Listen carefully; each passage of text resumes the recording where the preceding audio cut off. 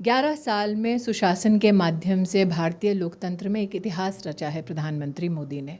आपको याद होगा साल 2014 में उन्होंने संकल्प लिया था, राष्ट्र को कहा था कि उनकी इच्छा है कि देश का हर एक गरीब नागरिक देश की तिजोरी से जुड़े।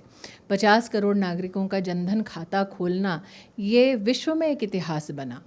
आज अगर हम आंकड़े देखें तो 40 लाख करोड़ से ज़्यादा की जितनी भी सरकारी योजनाएं हैं उनका पूरा का पूरा धन भारतीय नागरिक के बैंक के खाते में पहुंचा है।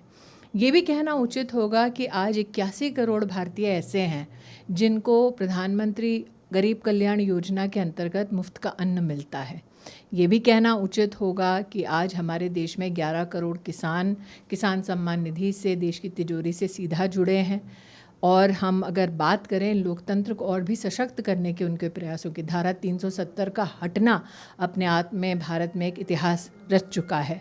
चाहे स्पेस की उपलब्धि हो और उसमें महिला का योगदान हो जिसको प्रधानमंत्री ने सम्मानित किया, चाहे महिला को permanent commission Indian arm forces में दिलाने की नरेंद्र मोदी जी की किवायद हो, चाहे बेटियों को सैनिक स्कूल में भर्ती कराने का उनका प्रयास हो, या फिर 10 करोड़ महिलाओं को 90 लाख सेल्फ हेल्प ग्रुप से जोड़कर आर्थिक प्रगति के पथ पर उनको ले जाने का कार्य हो।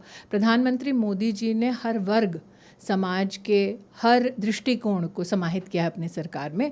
उसके लिए मैं उनका और उनके मंत्रिमंडल के साथियों का अभिनंदन करती हूँ। 24,000 करोड़ की योजना जनमन प्रधानमंत्री जी ने स्वयं खूंटी झारखंड में राष्ट्र को समर्पित की थी और उनकी ये सोच है कि आदिवासी क्षेत्र में विशेष रूप से सड़क की योजना हो, शिक्षा की योजना हो, घर बनाने का काम हो, पेयजल देने का काम हो, ये सारे काम आदिवासी क्षेत्र में विशेष रूप से सैचुरेशन पर जाएं। ये भी कहना मेरे लिए गौरव की बात है कि आदिवासी समाज की एक महिला को भारतीय जनता पार्टी ने प्रधानमंत्री जी के नेतृत्व में कैंडिडेट बनाया, महामहिम राष्ट्रपति जी के पद पर आज वो विराजमान है। ये भारत का गौरव है जब हम द्रौपदी मुर्मू जी को देखते हैं साक्षात supreme commander of the arm forces के रूप में। भारत वसुधैव कुटुंबकम की एक स्वभाव के साथ, एक सोच के साथ सदियों से आगे बढ़ा है और भारत की इस प्राचीन विधा को, इस प्राचीन कहीं ना कहीं संयम को, संस्कार को प्रधानमंत्री जी ने अंतर्राष्ट्रीय पटल पर इंटरनेशनल योगा डे का स्वरूप जो दिया, उसके लिए वो अभिनंदन के पात्र हैं।